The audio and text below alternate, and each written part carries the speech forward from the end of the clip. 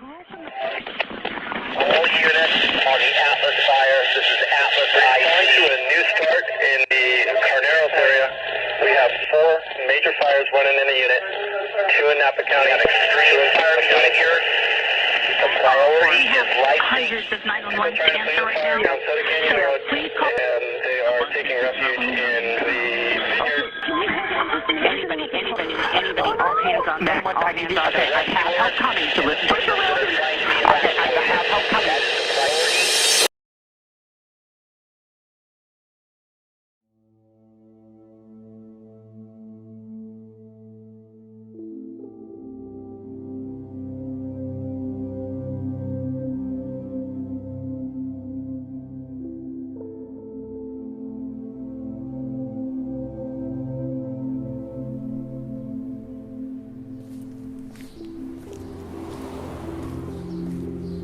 There are many things that I like about my job, and I think first and foremost is the fact that when I come to work, I know that I'm truly making an impact in my community, and I'm able to give back to the community, and I'm able to serve the community, and for me that's really rewarding. The other thing that I like about the job is it's exciting. My name is Mike Dombrowski, and I've worked for the Napa Fire Department for almost 27 years. You know, it's a good place to grow up. It's a kind of small town still, kind of slow, but friendly people, good environment.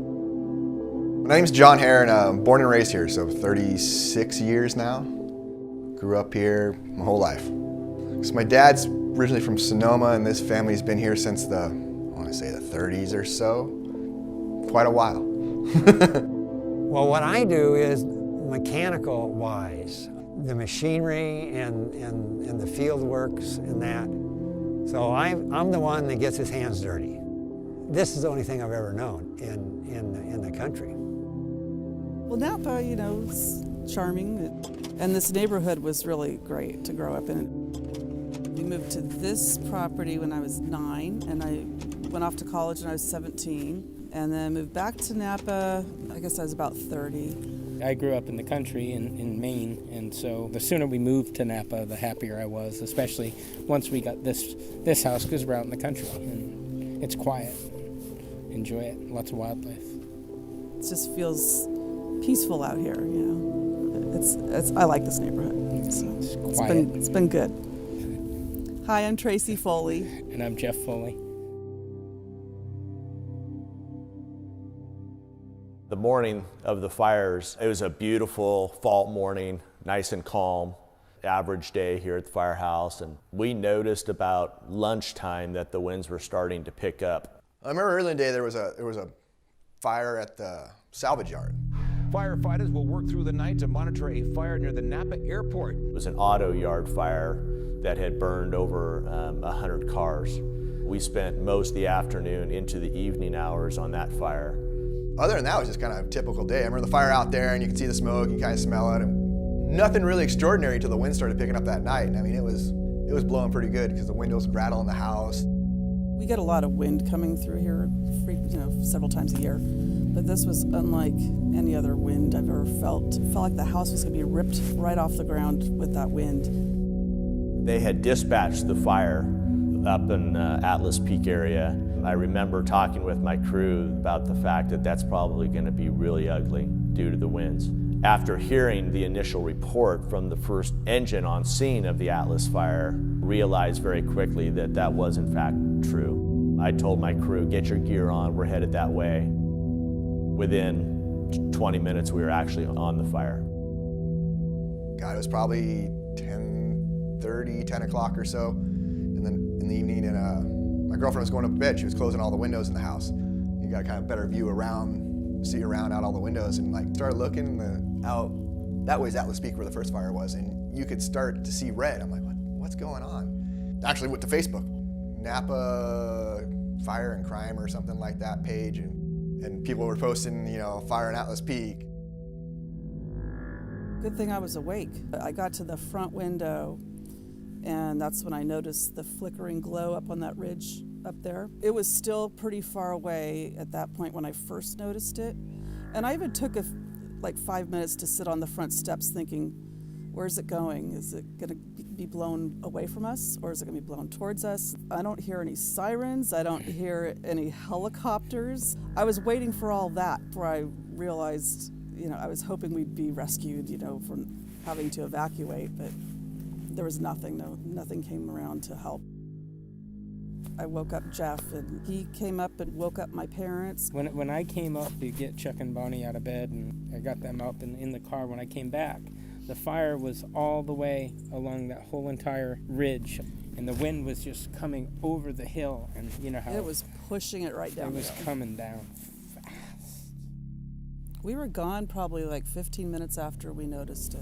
I was trying to gather as many photo albums and photos as I could, because I had a feeling that's all I was going to have after this. It was going to be difficult to get everybody out of that area.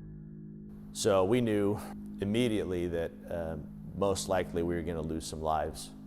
So our primary responsibility when we got to the fire was evacuation, at which time we were hit by the fire front, ended up having to turn around, work our way back down the hill. And so as we were turning around, we heard a cry for help. She was approximately 60 years old, and she was on the golf course side, wasn't able to get out on her own.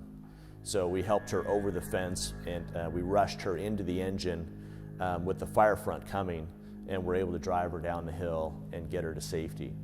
So that happened in the first 15 minutes.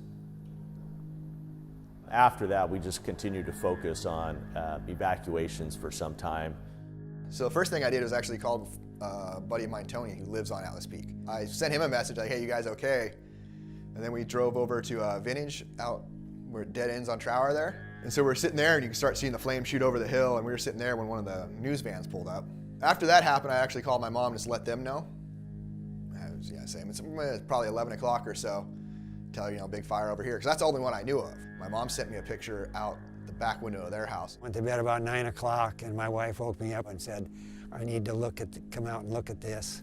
And that's when I looked out the kitchen window.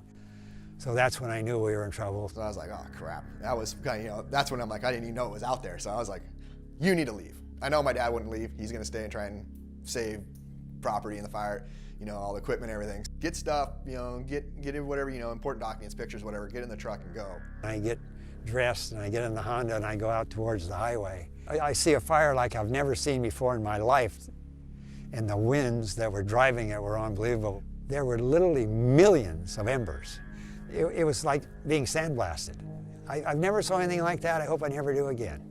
The creepiest thing, the smoke blowing, and it's the red skies, and the winds were shaking the car, and I got up there to their house and got my mom and a couple of the dogs, and she had a truck, and I talked her out of it, and she followed me back into town, brought her here, left her.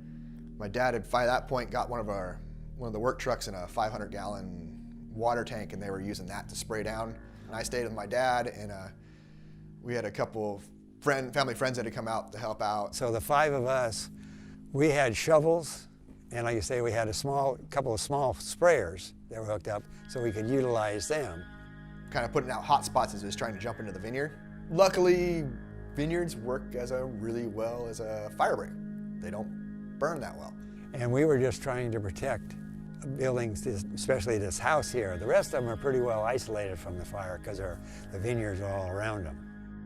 I thought that we had a very good chance of being burned down. It was 25 yards from the house or so, 20 yards from the back of the house. But luckily there wasn't a lot of fuel for it to burn. 1:30 I got there and I left at 6:30 or so. It was intense down there. I was worried about our safety from the moment we responded to the incident. We've trained for these types of fires for years, and we had a lot of close calls that night. It was difficult because you had heavy smoke conditions. They couldn't see very well, and there were a couple times where we almost got hit by cars alone. I definitely feared for our safety, and I was lucky to have a really good crew that night, and we all looked out for each other like we should have. We went down the hill where everybody kind of met at the end of Soda Canyon Road at Soda Canyon store in the parking lot there. And then Tracy's like, oh, I didn't get our box that has like passports and documents and things like that. And so I drove back up and got that. By the time he came back down, and you were only gone for like 10 minutes, it was just smoke and sparks were flying everywhere, so everyone had to evacuate the parking lot, so we all just went further into town. And I went over to Big Ranch Road and parked and looked up, and I could tell that the neighborhood was just engulfed. I think one of the things that touched me is just seeing people trying to flee. The urgency of just knowing that if they weren't able to get out, that most likely they were going to die. You know, that isn't something that we're used to seeing. And that's something that really has stuck with me. Tried to find a hotel room, but nobody would take anybody with pets in town. Ended up just sleeping in their cars at the Marriott parking lot, and I actually had to go to work. So I did. I went to work and I came back and they were all sleeping in their cars, and we went on from there looking for hotel rooms, basically. There was a day, I think it was like 3 days later, when you could come up but not in your own car. You had to have a police escort. Yeah, because basically, like, we're going to look for pets. I had my turn, so he dropped me off in front of the Van Andreses on the opposite side. He said, you have 60 seconds to find your pets. Right, so I ran over, and I just, with my phone, it was a big fence, so I couldn't even get on our actual property, and that was the first time I had seen anything, and I just started snapping photos.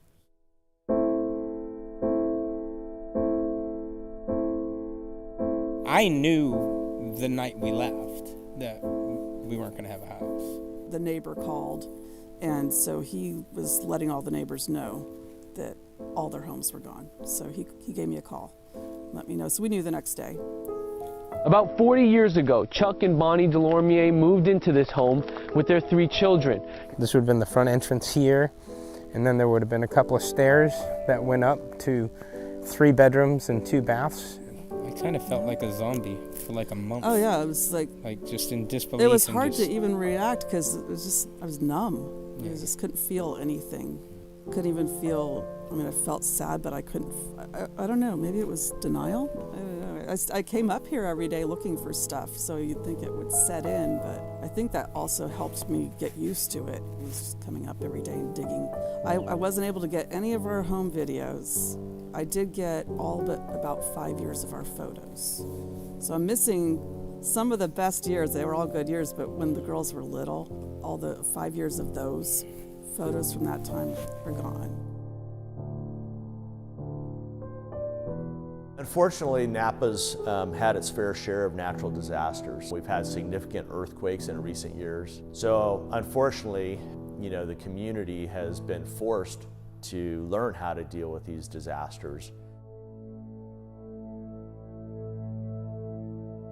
But fortunately, the community is resilient. They've learned very quickly that how important it is for them to come together and work together to get through these types of events. It's great to see people coming together and helping their neighbors. You know, everyone afterwards, you kind of went through your stuff and donated clothes and whatnot, and the amount of stuff people were donating and the time, and it was impressive. I mean, everyone came together, and there was the pop-up place in River Park for people who come and get clothing and stuff for free or affected by the fires. I mean, it was really impressive how much everyone came together and looked out for people. Like a few days after the fire, we were in a restaurant. They're both coaches at the college here. And they just overheard us talking, and they paid for our dinner without us even knowing. People have been giving us clothes and things. And we literally had just the clothes on our backs. And, you know, it was a long haul to be able to park a fifth wheel on our own property, you know. But being back here has been very helpful. Napa's always been real supportive of their public safety, both fire and police. And fortunately, we've always had a lot of support from the community. Now that said, I will say that this incident has brought that support to a new level that I don't think I've ever seen. I don't think there was an inch of space on our counter from all of the desserts and treats and food that the community was bringing us. They were very grateful and very appreciative of our efforts. That's pretty special. We moved here right before Christmas, like 3 weeks before. Our daughters were coming home for Christmas. They hadn't been here since before the fire. We were very busy getting ready for Christmas. We had a Christmas tree, and we kind of created an outdoor area.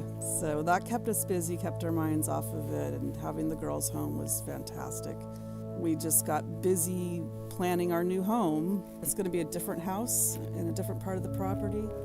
And so that's been helpful to kind of keep our minds off of losing stuff. And it's going to be a nicer house. Pretty excited about it. Our focal point used to be we'd sit and look up at all these oak trees if they're all gone. So now our focal point is out that way, looking at the beautiful hills over there.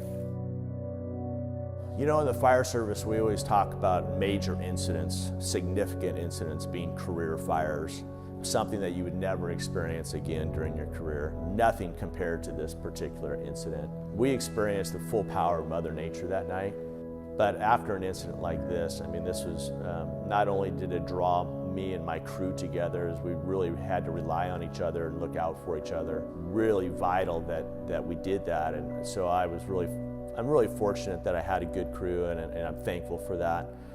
I think more importantly though, I think that this fire will stick with me the rest of my life, just because of the impact that it had on me, and not only the incident itself, but seeing how the community has really come together and really looked out for each other, and not only in the rebuilding process, but the healing process. And so that's really encouraging and makes me even more grateful to be able to serve the community.